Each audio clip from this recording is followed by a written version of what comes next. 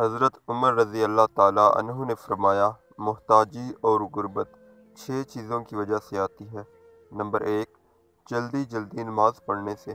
نماز میں رکوع سجدہ وغیرہ سکون و اطمینان کے ساتھ ادا کرنا ایک اہم ترین سنت ہے۔ اگر نماز میں رکوع سجدہ وغیرہ اطمینان کے ساتھ نہ ادا کیا جائے بلکہ کوے کی چونچ مارنے کی طرح جلدی جلدی ادا کیا جائے تو نماز ناقص و مکروہ ہوتی ہے اور نماز کا ثواب بھی گھٹ جاتا ہے۔ آدمی جب باقاعدہ وقت نکال کر نماز کے لیے مسجد آتا ہے تو اسے اچھی سے اچھی نماز پڑھنی چاہیے تاکہ نماز کا پورا ثواب ملے۔ محض چند منٹ بچانے کے لیے عجلت و جلد بازی کے ساتھ نماز پڑھ کر نماز ناقص کرنا اور کم ثواب پر راضی ہونا عقل مندی نہیں ہے۔ نمبر 2، کھڑے ہو کر رفع حاجت کرنے سے۔ کسی بھی انسان کا کھڑے ہو کر پیشاب کرنا حرام نہیں ہے، لیکن بیٹھ کر پیشاب کرنا سنت ہے، اس لیے کہ ام المومنین سیدہ عائشہ رضی اللہ تعالیٰ عنہ فرماتی ہیں کہ جو تم سے یہ بیان کرے کہ نبی صلی اللہ علیہ وآلہ وسلم کھڑے ہو کر پیشاب کرتے تھے، تم اس کی تصدیق نہ کرو، کیونکہ آپ بیٹھ کر ہی پیشاب کرتے تھے۔ اس حدیث کو امام ترمذی نے روایت کیا ہے اور امام ترمذی نے فرمایا کہ یہ اس باب میں سب سے زیادہ صحیح حدیث ہے، اور اس لیے بھی کہ بیٹھ کر پیشاب کرنے میں زیادہ سترپوشی ہوتی ہے اور اسی میں پیشاب کے چھینٹوں سے زیادہ حفاظت ہوتی ہے۔ اور کھڑے ہو کر پیشاب کرنے کے سلسلے میں سیدنا عمر، علی ابن عمر اور زید ثابت رضی اللہ تعالیٰ عنہ سے اجازت اور چھوٹ منقول ہے، اس لیے کہ امام بخاری اور مسلم نے سیدنا حذیفہ رضی اللہ تعالیٰ عنہ سے روایت کیا ہے۔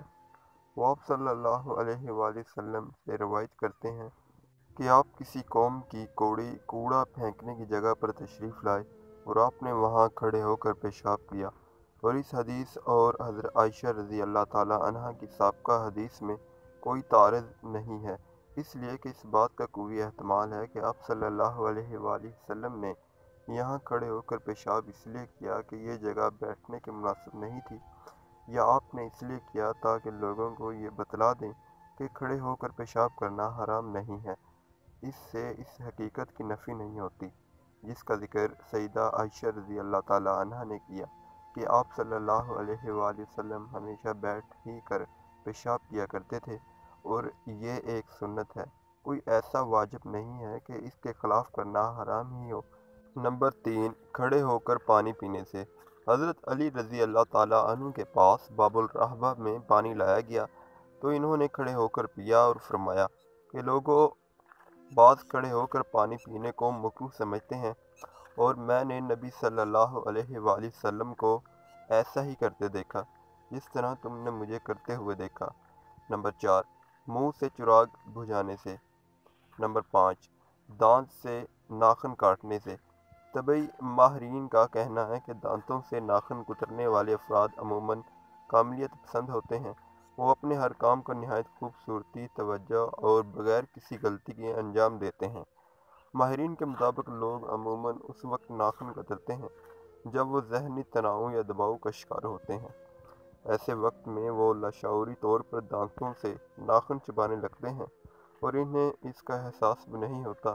ایک اور تحقیق کے مطابق ناخن کترنے کے عادی افراد اگر کسی چیز پر توجہ مرکوز کرنا چاہیں یا بہت گہری سوچ میں ڈوبے ہوں تب بھی وہ بے اختیار ناخن کھانے لگتے ہیں۔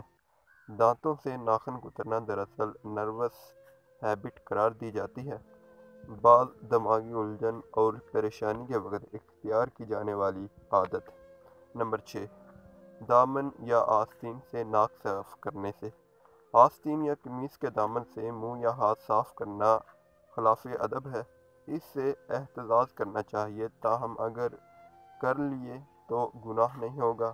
ایک بدو نے نبی اکرم صلی اللہ علیہ وآلہ وسلم سے پوچھا، حشر میں حساب کون لے گا؟ آپ صلی اللہ علیہ وآلہ وسلم نے فرمایا، اللہ۔ وہ خوشی سے جھوم اٹھا اور چلتے چلتے کہنے لگا، باخدا تو ہم سب نجات پا گئے۔ آپ صلی اللہ علیہ وآلہ وسلم نے پوچھا، وہ کیسے؟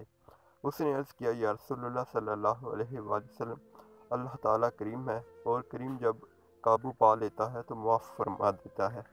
وہ چلا گیا، مگر جب تک نظر آتا رہا حضور نبی کریم صلی اللہ علیہ وآلہ وسلم اس کا جملہ دہرا کر فرماتے رہے، اس نے اپنے رب کو پہچان لیا، اس نے اپنے رب کو پہچان لیا۔